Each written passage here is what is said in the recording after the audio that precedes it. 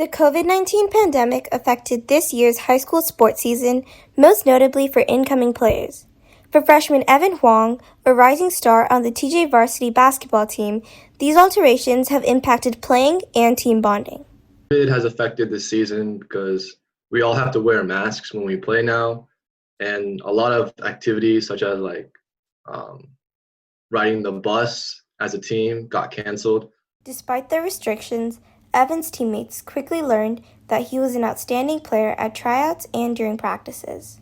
During tryouts, I was extremely impressed with Evan's ability to score. I thought he was a sophomore or junior at first, and he was just He was fantastic when he had the ball in his hands, and it was really fun to watch him play during tryouts. Evan has continued to impress everyone with his performance.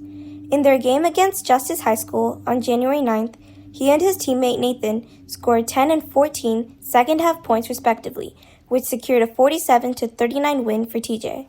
We were hitting a bit of a rough patch in the third quarter, and Evan went in and hit a bunch of key buckets that really turned the tide of the game that we ended up winning. And I feel like if Evan hadn't gone in and knocked down some shots, we might not have won that game. Regardless, Evan hasn't had a challenging time adapting to play with older students because of his prior basketball experience. In AAU, you play against people of different ages, and I'm playing with people like 3 or 4 years older than me. It's not that big of a difference, and I feel like it challenges me. This exposure to basketball since 5th grade has allowed Evan's teammates to recognize his skills that shapes his current style of play.